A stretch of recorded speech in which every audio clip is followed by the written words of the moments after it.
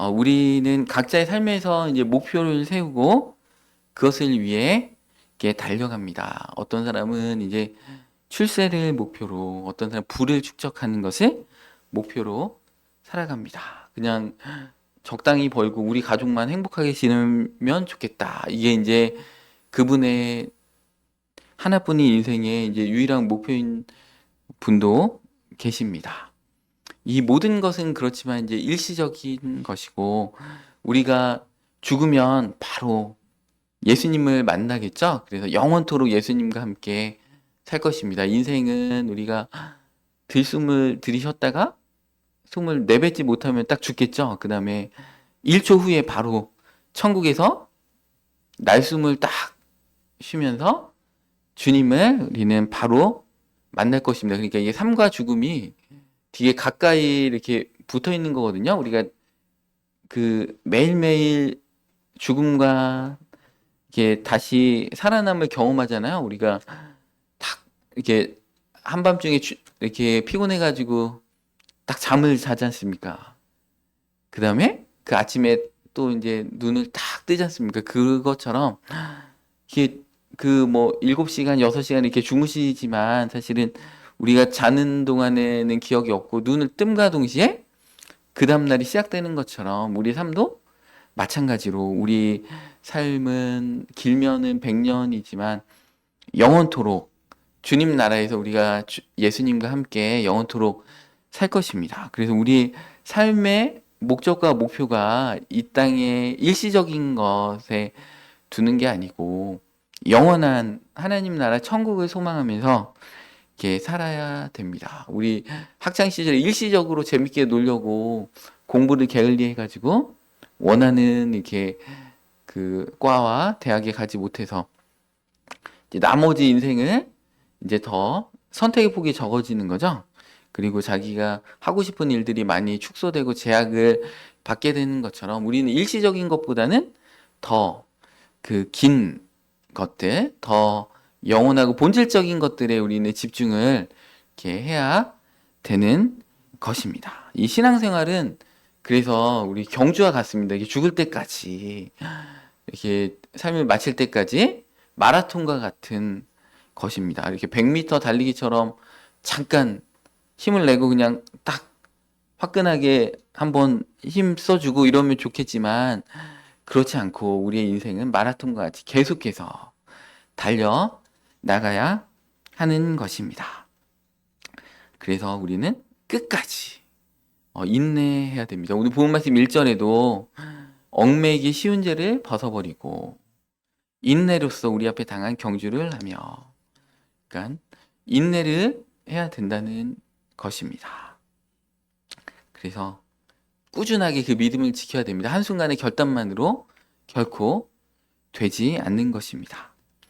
오늘 본문 말씀에 보면 무거운 것과 얽매이기 쉬운 죄를 벗어버리라고 합니다. 이렇게 마라톤을 하려고 하면 이렇게 보시면 육상하시는 분들 보면 엄청 가벼운 티를 입고 계시잖아요. 반바지 기죠.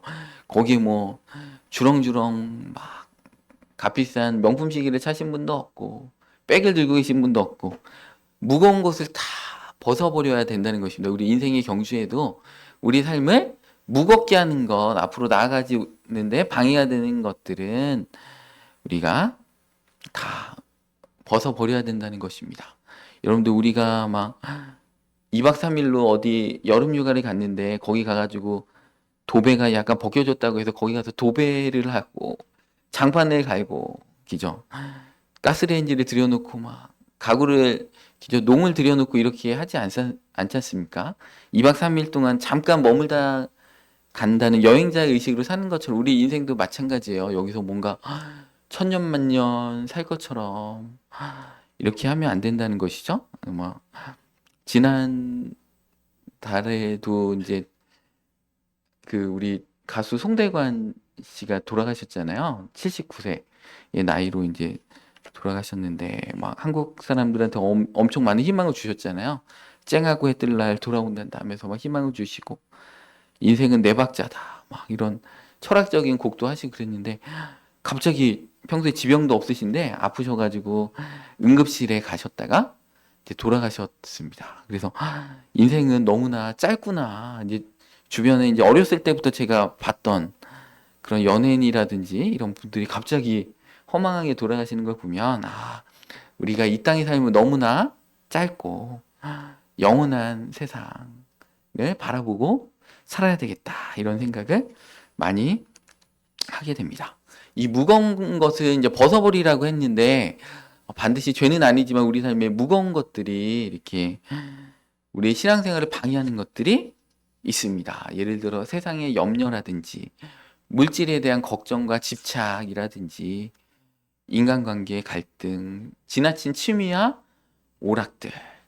하나님 나라를 위해 살아야 되는데 막 눈만 감으면은 막 그죠? 제가 뭐 골프를 막 그렇게 많이 친 사람도 아니고 실력자도 아닌데 이제 골프는 항상 이렇게 하다 보면 이제 유튜브에서 골프 이제 스윙 드라이브 치고 뭐 아이언 치고 이런 거를 보니까 알고리즘이 그것만 계속 뜨는 거예요. 그러면 예전에 목회자 되기 전 일입니다.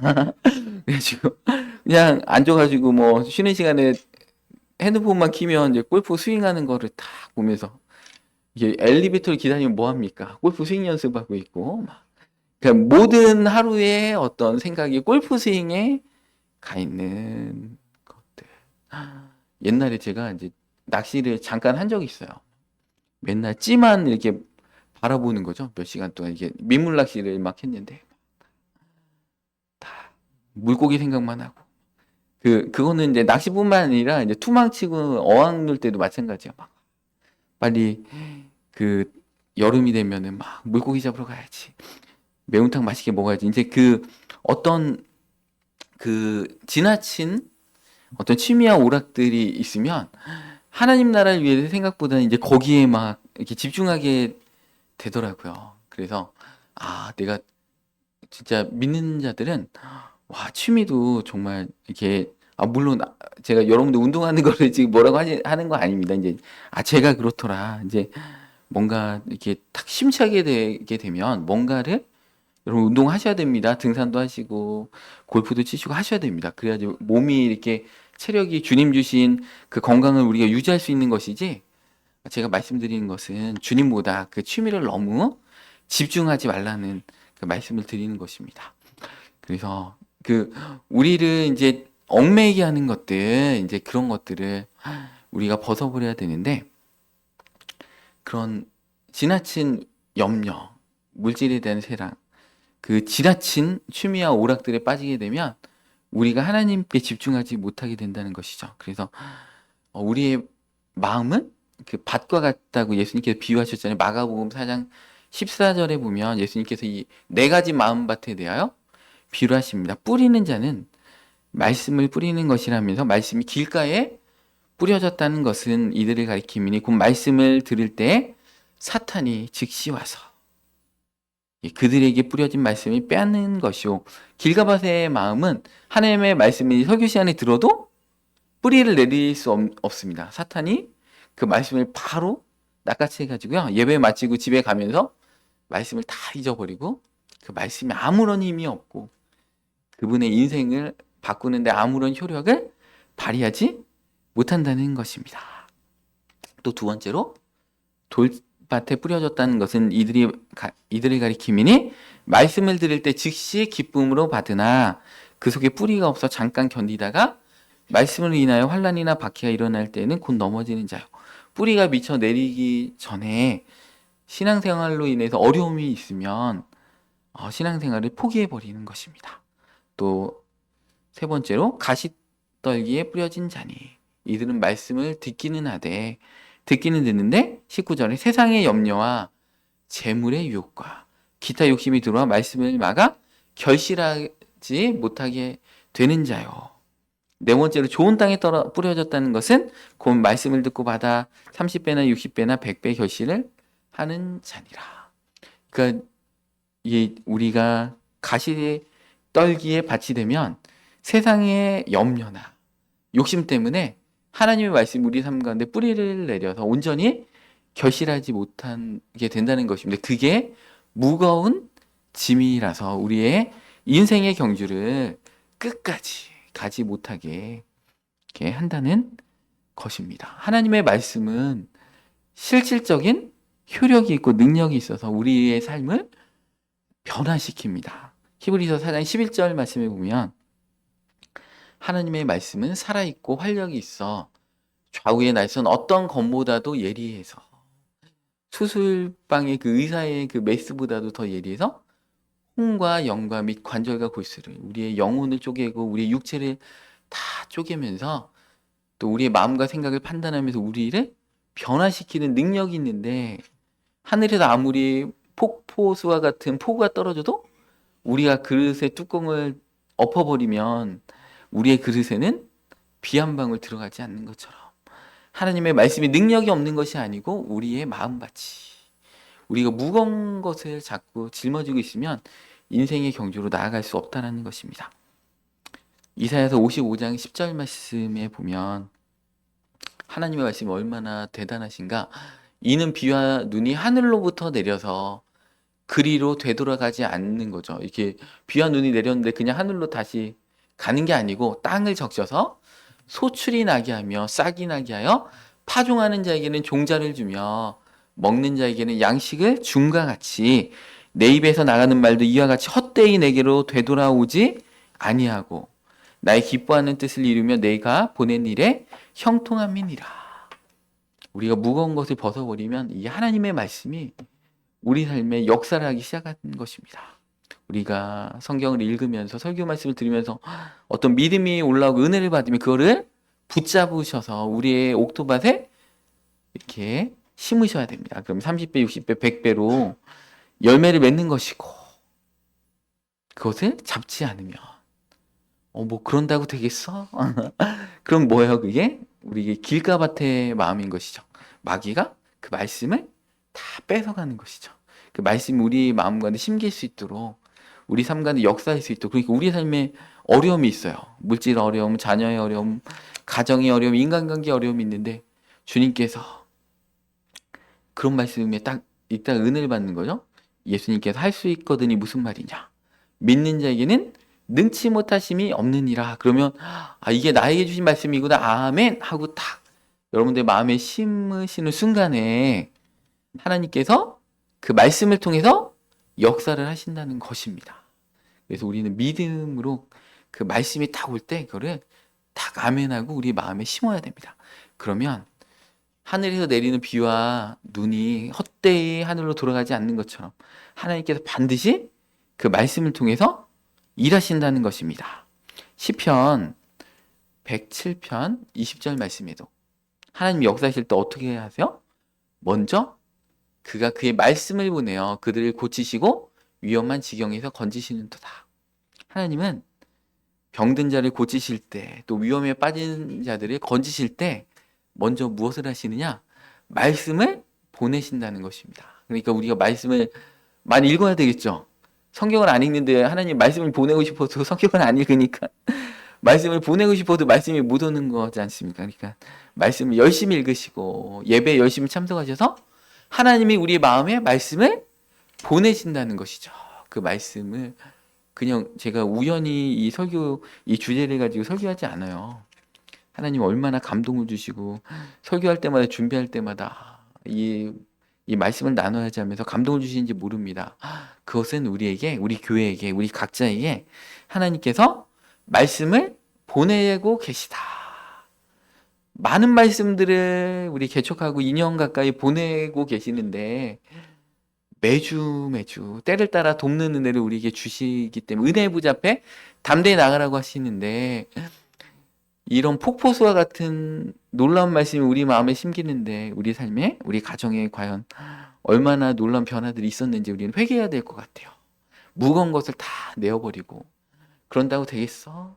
세상의 염려 때문에 말씀이 심겨질 때 가시떨기가 돼가지고 그게 온전히 결실하지 못하게 하지 말고 하나님 말씀이 심겨지면 우리가 성경을 몰라가지고 축복을 못 받는 게 아니고 성경 몇 구절만 알아도요 그거를 확실히 믿고 하나님께서 역사하실 줄 믿으면 벌써 놀라운 기적이 일어났을 텐데 그 말씀을 경홀히 여기고 그 말씀의 소중함을 우리가 알지 못하고 그 말씀대로 우리가 순종하지 못하고 원수를 사랑하라 그죠? 용서하라. 그런데 나는 저 사람 진짜 용서 못하겠다.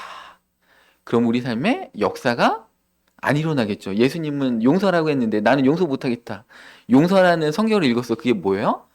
우리의 인생 가운데, 우리 가정 가운데 그 말씀을 보내신 거죠. 용서하라. 어떠한 죄를 저질러도 용서하라. 그러면 용서해야 된다는 것입니다. 근데 그 말씀을 보냈는데 축복해 주기 위해서 원수를 사랑하면 우리의 가정에 형통함을 주고 축복해 주실 것인데 나는 도저히 용서 못해. 집사님도 이런 일 당해보세요. 용서가 되겠나? 어느 집사님을 통해서 권면의 말씀을 하는 거죠. 집사님, 용서하세요. 그래야지 집사님 자유로워지실 거예요. 이게 하나님이 그 집사님의 말씀을 통해서 말씀을 보내신 것인데 그걸 하나님의 말씀을 알지 못하고 내 생각이 앞서는 거죠. 그래가지고 그 말씀을 다 튕겨버리면 우리 삶에 아무런 역사가 일어나지 않는다는 것입니다. 이러한 무거운 것들은 우리 신앙의 경주에서 속도를 늦추게 하는 것이죠. 마라톤을 막 뛰어야 되는데 다시 돌아가게 하는 것이죠. 그 막 이렇게 마라톤 하는데 집에 가스밸브 잠그고 왔는지 다시 막 집에 가지고 가스밸브 잠그고 오고 막 그러면 되겠어요? 염려와 걱정이 이게 나이가 들수록 이렇게 어디 막 여행하면 여보 가스밸브 안 잠근 것 같아. 다리미 코드 안 뽑은 것 같아. 이런 얘기를 해가지고 제가 진짜 재밌는 예화를 들었는데 남편이 하도 당하다 보니까 막 고속도로를 달리는데 그날도 여보 진짜 다리미를 안 뽑고 온 것 같아. 불날 것 같아. 그래가지고 이제 남편이 갓길에다 차를 딱 세우고 트렁크를 열어가지고 다리미를 딱 보여주면서 그럴 줄 알고 내가 가지고 왔다. 이렇게 얘기를 했다고 합니다. 우리 엄마 이제 자꾸 깜빡깜빡하고 이렇게 앞으로 나가야 되는데 자꾸 얽매이는 것들. 인생의 염려 막. 설교를 들어야 되는데 하나님의 말씀을 막 설교 시간에 보내고 계신데 막 가스밸브 안 잠그고 온 것 같고 자꾸 막 염려가 들고 그러면 어떻게 됩니까? 그 염려는 내 염려가 아니다. 내 생각이 아니다.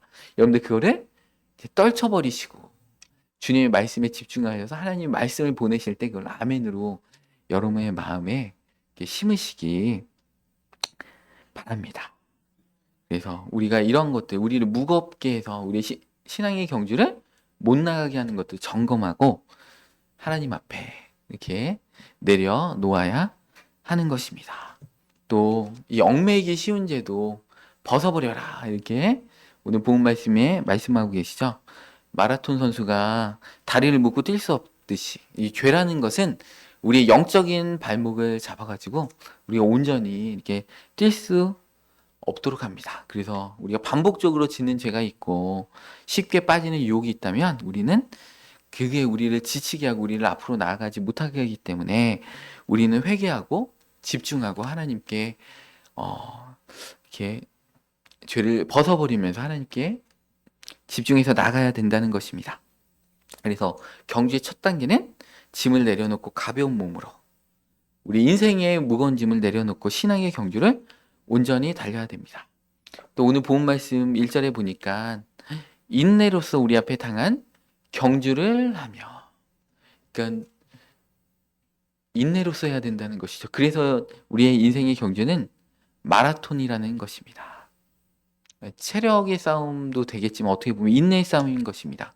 단거리 경주처럼 한순간의 힘으로 승부하는 것이 아니고 오랜 시간 꾸준히 달려야 된다는 것입니다. 신앙도 마찬가지죠. 우리가 예수님을 믿기로 결단하는 것은 그 경주의 출발선에 선 것입니다. 그러한 믿음을 그 신앙의 경주를 우리는 끝까지 달려가야 됩니다. 신앙의 많은 위인들도 그 믿음을 지켰죠. 아브라함도 25년 그 아들을 약속의 자손 이삭을 주겠다고 했는데 25년이나 이렇게 걸렸습니다. 또 요셉도 억울한 옥살이 종살이를 인내할 때 하나님께서 한순간에 깜빵에서 총리까지 이렇게 세우시는 초고속 승진을 이렇게 하게 하셨습니다. 하나님께서 하시면 우리의 삶에 어려운 것들 정말 이거는 도저히 안 될 것 같다는 것들도 한순간에 하나님이 하십니다. 요셉이 그 감옥에서 있었는데 한순간에 총리 될지 어떻게 알았겠습니까? 그렇지만 요셉은 그 꿈을 그 비전을 끝까지 포기하지 않고 하나님의 신뢰할 때 하나님께서 그 일들을 이뤄 놓으셨다는 것이죠. 우리 삶에도 막 막혀 있고, 이렇게 해도 희망이 안 보이고, 저렇게 해도 희망이 안 보이고, 그렇지만, 그죠. 그, 그럴 때 막 쨍하고 해뜰 날 돌아온단다 이런 노래가 있었던 것처럼 갑자기 한순간에 하나님이 일하시면 놀랍게 요셉과 같이 하나님은 그 얽매인 것들을 다 끊어내시고 놀랍게 해결해 주신다는 것입니다. 그래서 하나님이 하셨다라고 간증할 수밖에 없는 우리는요, 내가 하면은 얼마나 이게 잘난 척하고 싶은지 모릅니다. 근데 누가 봐도 이거 하나님이 하셨다 해야지 어쩔 수 없이 하나님을 찬양하고 간증하고 이렇게 될 수 있는 거죠. 자꾸 우리는 스물스물 그래도 내가 열심히 했으니까 그래도 내가 참았으니까 이렇게 자기 공로를 자기한테 돌리려는 경향성이 엄청 강하기 때문에 하나님 그거 알기 때문에 누가 봐도 이건 내가 한 거야 이렇게 하게 만드신다는 것입니다. 그래서 더 값지고 귀하고 놀라운 은혜일수록 더 이게 정말 롤러코스터처럼 정말 힘든 막 멀미나는 그 환경들 가운데 우리를 때로는 집어넣으실 때가 있는 것 같습니다. 모세도 40년 동안 광야 생활에서 인내하면서 하나님을 온전히 섬겼습니다. 잠깐 하다가 못해 먹겠네. 날 뭘로 알고 막 이렇게 하면 안 된다는 것이죠. 우리 바울 역시 신앙의 경주를 인내로서 죽을 때까지 온전히 달렸습니다. 그래서 디모데후서 4장 7절 말씀에 보면 나는 선한 싸움을 싸우고 나의 달려갈 길을 마치고 믿음을 지켰으니 8절에 이제 후로는 나를 위하여 의의 면류관이 예비되었으므로 주고 의로우신 재판장이 그날에 내게 주실 것이며 내게만 아니라 주의 나타나심을 사모하는 모든 자에게 도니라. 이 디모데후서는 이제 지하 감옥에 바울이 갇혔을 때죠. 네로 황제 때 이제 죽을 때를 이제 얼마 안 놔두고 이제 곧 죽을 것 같다, 순교할 것 같다. 네로 황제가 막 사이코패스잖아요. 그래가지고 곧 죽을 것 같다. 그러니까 처음에 이제 로마에 갔을 때는 가택연금이었죠. 물론 쇠사들의 몸이 결박당하긴 했지만 사람들도 자유롭게 이렇게 귀양살이하는 것처럼 기죠. 이렇게 사람들도 이렇게 만날 수 있고 이런 상태였는데 인생의 정말 말미에 이때는요 동역자들도 많이 떠나갔죠. 정말 바울과 그 가택연금했던 감옥과 같이 끝까지 함께했던 그 데마라는 동역자도 세상을 사랑해서 떠나갔다는 것입니다. 그러니까 바울은 이제 예루살렘에 이제 구제연금을 전달하기 위해서 3차 전도 여행을 마치고 예루살렘에 갔는데 억울하게 그냥 벨릭스 총독 돈을 좋아하는 벨릭스 총독 때문에 가이사랴 감옥에 2년 동안 갇혀 있는 거예요. 바울도 2년 동안 답답했을 거예요. 뭐 이렇게 동역자들도 만나지 못하고. 근데 하나님이 하실 것을 바울은 믿기 때문에 그때도 감사하면서 2년 동안 바울 같은 훌륭한 주의 종을 2년 동안 하나님이 왜 가둬놓으셨을까요? 그죠? 왜냐하면 밖에 다니면 테러당해서 죽습니다. 바울은 이미 워낙 유명세고 유태인들이 그 소아시아하고 유럽 각 지역에서 바울만 보면 다 죽이려고 하기 때문에 그 분을 가라앉혀야 됩니다. 그러니까 바울도 안식년을 거기서 2년 동안 보내면서 인생이 힘들었지. 거기서 주님을 묵상하고 편히 쉬거라. 감옥에서. 그러니까 바울은 다 하나님이 하실 때는 다 일이 있습니다. 내일이 왜 진도가 안 나가지? 그 뭐예요? 쉬거라. 일하느라고 힘들었지? 쉬거라. 주님께서 더 잘하시기 때문에 내 인생이 안 풀리고 하나님 날 써주시옵소서.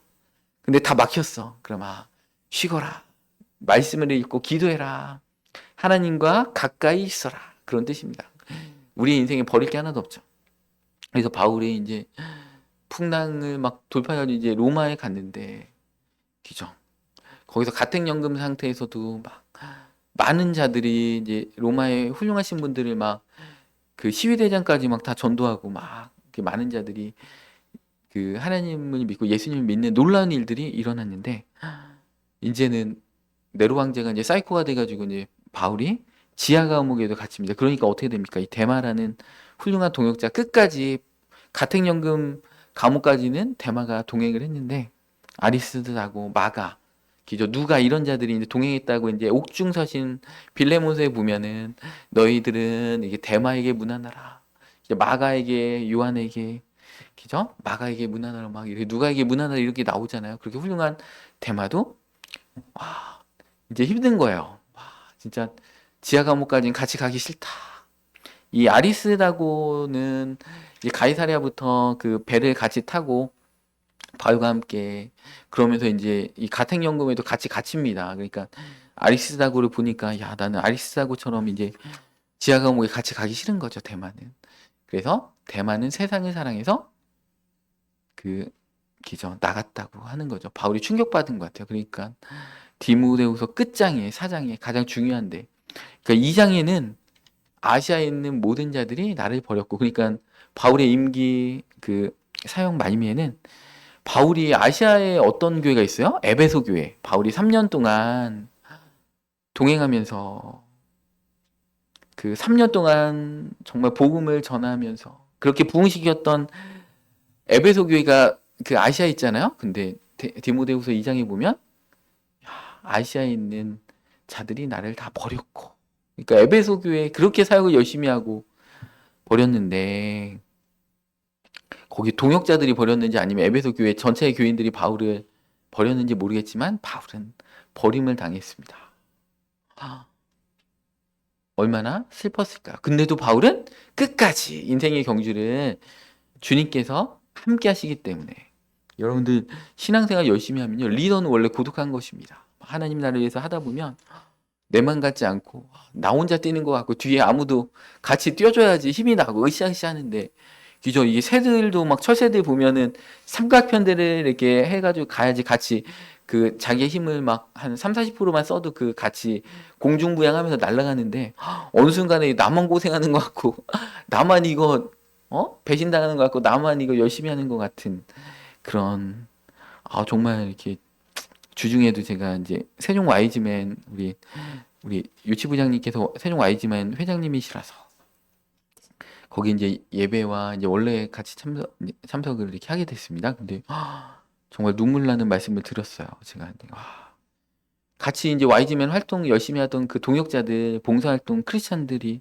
가운데 정말 뭐 YMCA 막 사무총장님이신가요? 되게 높으신 분 같이 하다가 어느 날 아무 말도 없이 그냥 단톡방에서 더 이상 함께하지 못하겠다 하고 그냥 탁 떠나가는 일들도 있었고 이게 같이 힘들게 이렇게 열심으로 했던 분들이 갑자기 이렇게 떠나갈 때 그 충격이 너무 컸고 너무 힘드셨다. 정말 제가 눈물이 막 앞을 가리더라고요. 왜냐하면 저도 이제 그런 경험들, 열심히 이제 다양한 경험들 가운데 이제 열심히 하나님 나라를 위해서 달려가는데 내만 같지 않고 사람들이 이제 함께하지 않을 때 그런 고독감과 이제 어려움들이 있었는데 신앙생활은 그래서 인내로서 우리 앞에 당한 경주를 하면 하나님이 함께 하시고 하나님이 새 힘을 주신다는 것입니다. 그래서 때로는 우리는 지치고 넘어질 수 있고 포기하고 싶을 때도 있지만 인내로서 이 경주를 끝까지 해 나가야 된다는 것입니다. 그럴 때 우리가 그죠? 탁 들숨을 들이쉬고 탁 죽어가지고 바로 1초 후에 날숨을 탁 내뱉으면서 주님 앞에 딱 설 때 오늘 이렇게 이 디모데후서 4장 8절 말씀처럼 이죠. 이제 후로는 나를 위하여 의의 면류관이 예비되었으므로 기죠. 주의 나타나심을 사모하는 자에게 주는 그 의의 면류관이 천국 가면 그래서 예수님께서 고생했다 막 얻고 다니시는 거죠. 나의 자녀 너무 고생했다. 내가 힘들 때 내가 너와 함께하고 있었다. 기죠. 그렇게 하면서 위로해 주시고 영원토록 위로받고 누려라. 천국의 복을 나와 함께 누리자 이렇게 되는 것입니다. 근데 우리에게 주신 그 달란트도 막 제대로 안 써가지고 이 한 달란트 받은 자처럼 내가 너를 모른다. 바깥 어두울 때 슬피 울며 이를감이 있으리라. 기름 준비 못 해가지고 누군지 모르겠다. 내가 너희를 도무지 모르겠다. 이 자를 쫓아내라. 이런 자가 아니고 천국의 혼인잔치에 막 쫓겨내는 자가 아니고 끝까지 인내가지고 대마와 같이 바울이 얼마나 진짜 힘들었으면 대마는 내가 믿었는데 이렇게 그러니까 교회 안에도요 여러분들 그 월세 교인이 있고 전세 교인이 있고 자가 교인이 있다고 합니다. 월세 교인은 뭐예요? 목사님하고 열심히 하다가 몇 달 힘든 일이 있으면 월세 내다가 이렇게 이사 가듯이 그냥 교회를 떠나는 교인. 그리고 전세 교인은 목사님과 함께 힘들다가 2년 전세 계약까지는 함께 하다가 2년 버티다가 이제 떠나가는 교인. 여러분들 자가 교인이 돼야 됩니다. 여러분들 죽을 때까지. 그죠? 제가 여러분들 장례식 다 치러 드릴 테니까 죽을 때까지 말씀과 삶의 교회를 떠나지 않을 수 있도록 장례 예배를 거창하게 제가 잘 해드릴 테니까 그럼 여러분들 자가 교인이 여러분들 되셔야지 여러분들 집도 주시고 그럴 줄 믿습니다. 그래서 여러분들 우리는 자가 교인이 돼야 됩니다. 오늘도 제가 준비한 게 16페이지까지인데 지금 6페이지 상반 하다가 이렇게 멈췄습니다. 아마 여기 강단에 올라오니까 할 얘기가 너무 많아가지고 제가 지금 2편, 3편을 또 이어서 이게 해야 될 것 같습니다. 너무 오래 하면 배가 고프기 때문에 우리 또 교제하고 우리 셀 예배도 해야 되니까 예배를 마치고 여러분들 신앙의 경주를 우리 믿음으로 주님만 바라보고 끝까지 나아가서 생명의 면류관을 여러분들 얻으시는 우리 말씀과 삶의 모든 교인들 되시기를 이 시간 축복합니다.